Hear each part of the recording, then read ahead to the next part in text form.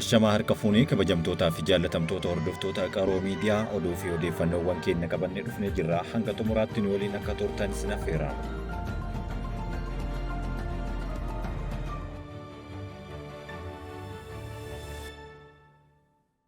Magaalaa Aksuumitti barattoonni hijaaba uffatan gara mana barumsaa akka hin galle dhorkaman. Naannoo Tigraay godina giddugaleessa magaalaa Aksuumitti barattoonni hijaaba uffatanii gara mana barumsaa adeemaa turan akka mana barumsaatti hin galle dhorkamuun himame. Manneen barnootaa mirga barachuun keenyaan dhorkaan jira jechuun sababa akkaataa dambii amantii keenyaatiin hijaaba uffanneerra hijaaba uffata dambii barattootaa waliin wal fakkaatu kan hin uffanneef nu dhorkaniiru jechuun himan. Bakka bu'aan dhimma Islaamummaa godina giddugaleessaa obbo Geetuu Kaasaay akka jedhanitti rakkoon kun ji'oota lama dura eegaluu ibsuun qaamni dhimma ilaallatuun xalayaan barreessuu beeksisanii turan. Haa ta'u malee torbaan lama booda irra deebiidhaan barattoonni kunneen gara mana barumsaa akka hin galle dhorkamuu obbo Geetuun dabalanii himaniiru. Kana malees biiroon dhimma Islaamummaa magaalaa Aksuum rakkoo kana furuuf yaalii taasisaa turuu ibseera.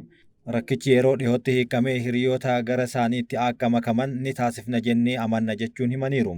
Biiroon dhimma Islaamummaa Aksuum xalayaa kamisa darbee barreesseen manneen barnootaa warra Kindaaya Addabaabaayii fi mana barumsaa qophaa'inaa dabalatee walumaa galatti barattoonni 140 ta'an qormaata biyyaalessaa akka hin fudhanne dhorkamuu Geetuun himee jira. Barreessaan dhimma Islaamummaa naannoo Tigraay Haaji Muhammad gochaan manneen barnootaa kana qeequu barattoota mooraa barnootaa barattootatti akka hin galle dhorkuun isaanii qormaata biyyaalessaaf osoo hin galmaa'in hafuu himeera. Hijaabni dubartoota musliimaa hiikaa guddaa qaba jechuun mirga kana dhorkuun walabummaa amantii irratti dhiibbaa uumuu ta'uu Haajiin himaniiru. Gocha walabummaa amantaa dhiibuu kun heera biyyattii kan faallessu ta'uu himuun hooggantoonni manneen barnootaa hijaaba uffachuu akka siyaasaatti ilaalu jechuun dogongora jedhan. Dhaabbileen barnootaa sabdaneessummaa kabajuu fi manneen barnootaa naannawa nageenyi barattootaa hundaa itti kabajamu uumuu manneen barnootaa garuu faallaa kanaa hojjechaa akka jiran dubbataniiru. Uffata amantaa dhorkuun hariiroo hawaasummaa gidduu jiru miidhuu ta'us dhumanii dhimmicha irratti mariin taa'amaa jiraatus ibsameera. Haasawa hariiroo gaarii qabaachuu ijaaruuf waliigaltee guddisuuf hojjetamaa akka jirus himaniiru. Oduu wal fakkaatuun magaalaa Finfinnee kutaa magaalaa Addis Katamaa mana barumsaa sadarkaa lammaffaatti barattoonni 4 sababa niqaabaatiin torbaan lamaaf barnoota irraa dhorkamuun isaanii himameera. Bulchiinsa magaalaa Finfinnee biiroo nageenya komishinii poolisii marii onkololeessa 20 bara 2016 taasiseen hordofee barattoonni kunneen gara mana barnootaatti akka deebifaman murteessee ture. Manni murtii ol'aanaa federaalaa Itoophiyaa namoota miseensa Alshabaab ta'uu shakkaman 88 irratti hidhaa murteesse. Manni murtii ol'aanaa federaalaa Itoophiyaa dameen dirree dhawaa dhaddacha isaa socho'aa Jijjigaatti miseensota Alshabaab 88 irratti muddee 25 darbe kanatti hidhaa hanga waggaa 20 murteesse. Ministeera haqaatti hoogganaan damee dirree dhawaa obbo Qaasim Amaan sagalee Ameerikaatti akka himanitti shakkamtoonni 81 kan galmee tokko jalatti himatamanii fi shakkamtoonni biroo 7 kanneen galmee garaagaraa 3 jalatti himataman hidhaa ji'oota 6 hanga waggaa 20tti irratti murtaa'e jedhan. Miseensonni Alshabaab 81 kunneen namoota siivilii 323 fi miseensota poolisii humna addaa irratti haleellaa raawwatanii fi qabeenya miiliyoona 23 irratti miidhaa qaqqabsiisuunis himameera. Alshabaab biyyoota akka Yuunaayitid Isteetsii fi Itoophiyaan akkasumas kanneen biroo dhaabatarree shororkeessummaa jala galeetiin jira. Mootummaan Eertiriyaa gibira lammiilee isaanii irraa walitti qabu seera qabeessa godhe. Eertiriyaan lammiilee ishee biyya alaa jiraatan irraa waggaa waggaadhaan gibira kan walitti qabdudha. Haa ta'u malee embaasiin biyyattii ala jiran lammiilee biyyattii gibira seeraan akka kaffalan dirqama jechuun himannaa irra deddeebiin irratti ka'ama. Dhaabbata biyyoota gamtoomanitti ergamaan Eertiriyaa dhihoo yeroo jalqabaatiif dhimma kana irratti deebii kenneen qeeqa irratti dhihaate balaaleffateera. Gibirri Eertiriyaan lammiilee biyyattii irraa walitti qabdu bu'uura qabeessa ta'uu fi kan lammummaa biyyattii qaban qofa ilaallatu jechuun ibsame. Biyyattiin qarshii lammiilee irraa walitti qabdu naannawa gaanfa Afrikaatti wal dhibdee itti uumuuf dhimma baatii jechuun gareen qorannoo UN gabaaseera. Yeroon kun bara Eertiriyaan loltoota Somaaliyaa waraanaan tumsaa jirti jedhamee himatamaa ture waan ta'eef sababa kanaan hanga bara 2018 qoqqobbiin irra kaahamee ture. Gibirri dhibbantaan lama lammiilee Eertiriyaa biyya alaa jiraatan irraa kan walitti qabamuu jalqabee bara 1994 irraa eegalee ta'uu himameera. Eertiriyaan bara 1991tti walabummaa ishee erga gonfattee booda diinagdee biyyattii dandamachiisuuf misoomaaf karaa gargaarsaa mallaqa walitti qabuuf yaada dhihaateen gibira sassaabuun jalqabde. Haaluma kanaan lammiileen Eertiriyaa fi dhalattoonni Eertiriyaa biyyoota alaa jiraatan kamuu tajaajila mootummaa argachuuf jecha gibira akka kaffalan ni dubbatama. Mootummaan garuu dhalattoota Eertiriyaa ta'anii lammummaa biyya biraa qabaatan hin kaffalchiisan jechuun dubbateera. Biyyi Eertiriyaa lammummaa lama qabaachuu ni hayyamti garuu kaffaltichi kan raawwatamu imbaasiiwwan biyyoota keessa jiran keessattidha. Waggaa tokko keessatti galiin lammiilee biyyattii irraa argatan herreegamee dhibbantaan 2 akka kaffalamu ni taasifama. Biyyoota akka Kanaadaa gibira kana dhorkan yookaan biyyoota imbaasiin Eertiriyaa keessatti hin jiraatin immoo maatiiwwan namoota biyya alaa jiraatan haala adda addaa ta'een akka kaffalamu taasisa jedhameera. Ragaan gibira kana kaffaluu ibsu lammiileen hin dhiyeessine taanaan tajaajiloota qoonsilaa mootummaan Eertiriyaa kennu argachuu akka hin dandeenye himaniiru.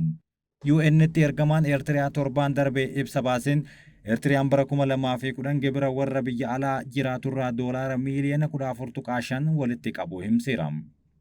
Bara 2013 ammoo doolaara miiliyoona 24.7 sassaabuu kan ibsa yommuu ta'u dabalataan waggaa 4 keessatti doolaara miiliyoona 73 sassaabamuu dubbateera. Kanaan ala garuu haala kanaan galii walitti qabamu hangam akka ta'e wanti beekamu hin jiru. Kabajamtootaa fi jaallatamtoota keenya gara oduu biyya alaattis hin dabarsina. Israa'el Yaman haleeltus Huutiin garuu haleellaa kana akka itti fufu ibsa godhe.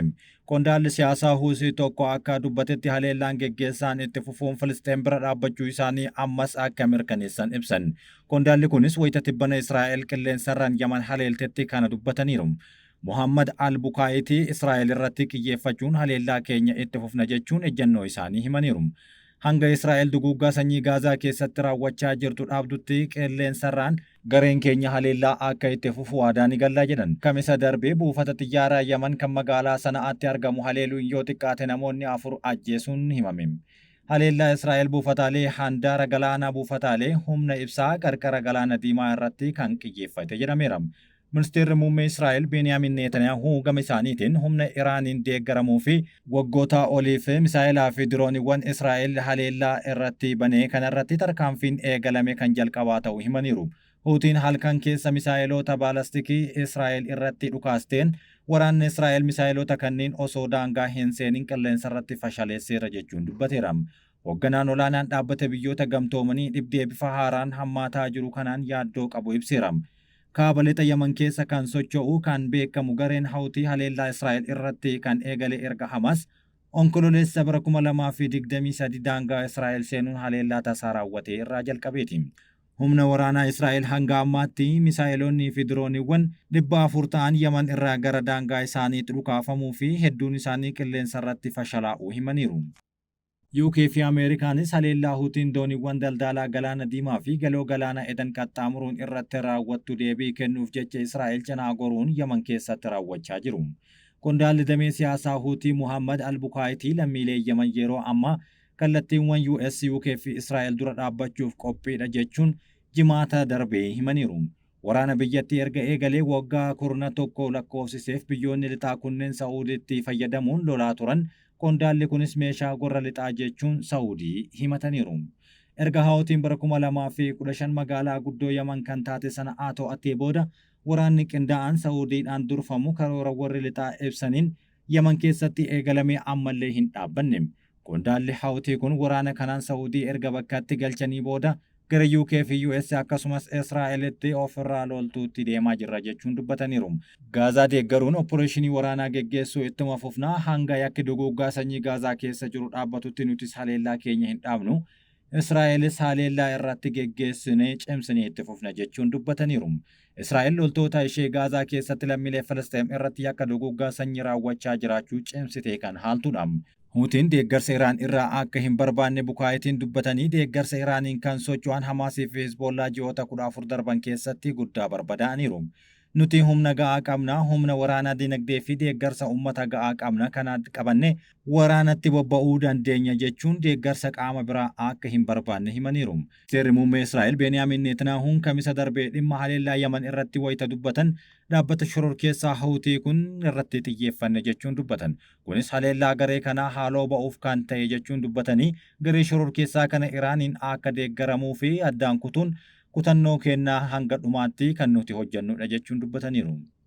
Raashiyaan jaarsummaa Slovaakiyaan Yukureen waliin mari'achuuf qophii ta'uu ibsite. Pirezidaantiin Raashiyaa Vilaadimiir Putiin kamisa darbee akka dubbatanitti Raashiyaan yaada Iskootlaviyaa waliin waraanni Yukureen waliin taasisaa jirtu marii nagahaan akka furamuuf jaarsummaa akka teessuuf dhiyeessiteef qophii ta'uu dubbatan. Putiin haalli jiru yoo gara sanatti deeme ta'e dubbiin kun akka xumuramuuf kutannoo qabna jechuun himaniiru. Torbaan darbe keessa Kremlin kan daawwatan muummicha ministeera Slovaakiyaa Rooberti Fiikoo waraana Yukureen waggaa sadiitti dhiyaate karaa mariin akka xumuramuuf jaarsummaa akka ta'aniif yaada dhiheessanii turan. Deeggarsa waraanaa gamtaa Awurooppaa Yukureeniif kennaa kan jirtu kan mormanii fi Fiikoon marii Raashaa fi Yukureen gidduutti taasifamuuf biyya isaanii akka keessummeessituuf yaada dhiheessaniiru. Putiin aangawoonni Slovaakiyaa marii kana akka keessummeessaniif yaada dhiheessaniif gammachuu isaanii ibsanii Slovaakiyaan ejjennoo giddu galeessaa waan qabduuf yoo akkas ta'e mormii hin qabnu jechuun dubbatan. Slovaakiyaan biyyoota miseensa gamtaa Awurooppaa Yukureen waraanaan deeggartu caalaa waraanicha karaa marii nagahaan xumuruu irratti wayya jechuun kan mormitudha. Qarqara galaana Morokootti bidiruun dhidhimuun yoo xiqqaate godaantonni 69 ta'an du'an. Qarqara galaana Morokootti bidiruun Afrikaa dhihaa irraa gara Ispeenitti imalaa turte dhidhimtee lammiileen Maalii 25 dabalatee yoo xiqqaate miseensonni namoota kana 69 du'uu aangawoonni himan. Ministeera dhimma alaa Maalii irraa ibsa baheen bidiruun yeroof hojjetame kun gara namoota 80 kan fe'e yommuu ta'u namoota 11 qofatu lubbuun hafe jedhan. Namoota lubbuun hafan keessaa yoo xiqqaate 9 Maalii irraa kan ta'anis dubbataniiru. Bidiruun kun kan garagalte torbaan darbe keessa haa ta'u malee ministeerichi odeeffannoo walitti qabachuu isaa ibsuun kamisa darbe taatee kana kan mirkaneesseera. Maaliin waggootaaf jeequmsa jihaadistootaa fi walqoodinsa mudateen rakkachaa kan turte yommuu ta'u kunis bara 2020 fi bara 2021 fonqolchi mootummaa akka raawwatamu taasiseera. Waraanni aangoo qabates hanga bitootessa bara 2024tti aangoo gara bulchiinsa siiviliitti deebisuuf filannoo akka geggeessu waadaa galuyyuu hanga ammaatti wanti taasise hin jiru. Sababa fincila jihaadistii guutuu biyyattii babal'ateen biyyattii keessatti tasgabbii dhabuun kaabaa fi baha irra caalaa bulchiinsa isaa ala ta'eera jechuun himama. Hojii dhabdummaa fi dhiibbaan jijjiiramni qilleensaa qonnaa irratti qabu dabalatee rakkoon siyaasaa namoonni hedduun jireenya fooyyee barbaaduuf akka godaanan dirqisiiseera. Garuu balaan isaa daran hammaataadha. Akka dhaabbanni tola ooltummaa mirgaa Ispeen Koomiindoo jedhamu himetti Afrikaa irraa bidiruuwwan Ispeen dhaquuf kanneen yaalan namoonni 10,000 ol du'uun daandii godaantota addunyaa balaafamaa jechuun dubbateera. Dhaabbatichi akka jedhutti guyyatti giddugaleessaan namoonni 30 kan du'u yommuu ta'u hedduun isaanii ammoo Afrikaanota Saharaa gadiitii jedhan. Erga waraanni Suudaanii eegalee yeroo duraatiif deeggarsi nyaataa Kaartuum gahuun himame. Ebla bara 2023 waraanni waliin itti eegalee Suudaan waggoota tokkoof walakkaa booda yeroo jalqabaatiif konkolaattota midhaan nyaataa fe'an simatte. Deeggarsi nyaataa konkolaatotatti fe'amee wayita kibba Kaartuum gahu jiraattonni gammachuun boohaa akka turan himameera. Biyyattiin waggaa tokkoo fi ji'a 8 waraana biyyaalessaa fi humna dafee qaqqabaa biyyattii gidduutti waraana dhalateen beela isa hamaa keessa keessummeessaa jiru. Akka ragaa dhaabbilee gargaarsa idil-addunyaa lammiileen Suudaan keessaa miiliyoona 24 ta'an yaaddoo beelaarra jiru jedhama. Deeggarsi nyaataa kan jalqabaa kun kamisa Kaartuum gahuu ifa godhameera. Dhaabbileen gargaarsaa yeroo dheeraaf ulaa gargaarsi itti dhihaatu sababa qaamolee waraanaatti jiraniin cufameef deeggarsa nyaataa dhiheessuun rakkisaa ta'uu himachaa turaniiru. Hojjetaan gargaarsaa Du'aa Taariq kan jedhamu yaada isaa akka kennetti deeggarsi kun wayita qaqqabu imimmaan kolfaa fi gammachuu lammiilee kanarraa mul'achuu himeera. Deeggarsi konkolaattota 28 fe'amee galee hospitaalotaa fi dhaabbilee fayyaa keessatti lubbuun baraaruuf oolaa jira jedhame. Deeggarsi kun Kaartuum gahuu kan danda'e eejensii dhaabbata biyyoota gamtoomanii qaamolee waraanaatti jiran lamaan ulaa akka bananiif waataa wayita jirutti ta'uun himameera. Oduu biraatiin Kooriyaan Kibbaa bakka bu'aa pirezidaantii Han Duuk-suu aangoo irraa kaasuuf sagalee kennite. Paarlaamaan Kooriyaa Kibbaa pirezidaantii isaanii Yoon Suk Yool aangoo irraa kaasuuf sagalee kenne torbaan lama booda ministeerri muummee fi amma bakka bu'aa pirezidaantii isaanii kan ta'an Han Duuk-soo aangoo irraa kaasuufis sagalee biraa kennaniiru. Walumaa galatti miseensonni mana maree 192 aangoo irraa kaafamu bakka bu'aa pirezidaantiitiif sagalee kennuu fi kunis sagalee barbaachisu 151 kan caaludha jedhame. Ministeerri muummee Han gahee kana kan fudhatan erga pirezidaantii Yoon yaaliin seera waraanaa hojiirra ooluuf muddee 3 taasisuun fashalaa'ee paarlaamaadhaan aangoo irraa kaafamanii boodaadha. Han biyyattii jeequmsa siyaasaa keessatti argamtu keessaa baasuu osoo qabaatu haa ta'u malee miseensonni paarlaamaa mormitoota adeemsa aangoo irraa kaafamuu Yoon xumuruuf gaaffii dhihaate didaa jira jechuun falmaniiru. Jimaata darbee wayita miseensonni paarlaamaa sagalee aangoo irraa kaasuu kennanitti paarlaamaa keessatti jeequmsi uumamuun argame.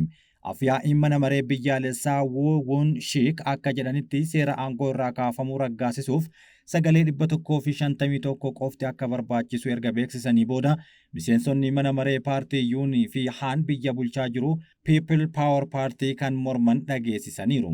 Kana jechuun sagalee 200 aangoo irraa kaafamuuf barbaachisu irraa adda ta'e yeroo kanatti haan aangoo irraa kaasuuf paarlaamaa keessatti sagalee miseensota mana maree miseensota paartii biyya bulchaa jiran irraa hin barbaachisu jedhameera. Miseensonni paartii biyya bulchaa jiru kutaadhuma kana sagalee itti kennuu gidduutti walitti qabamanii sirrii miti akkasumas aangoon seeraan ala fayyadamuudha jechuun bakka isaa afyaa'ee aangoo akka gadhiisan gaafii irra deddeebiin gaafataniiru. Irra caalaan isaanis kanniinsa sagalee osoo hin hafan haan battalumatti paarlaamaadhaan ifatti itti himameen hojii isaa irraa ni dhorkama jedhama. Kabajamtootaa fi jaallatamtoota hordoftoota Qaroo Miidiyaa oduun har'aaf qabannee kan hangammaatti dhageeffattanidha. Oduu waliin kan isin waliin ture Amiin Shubbiseetii waan nu dhageeffattaniif galatooma.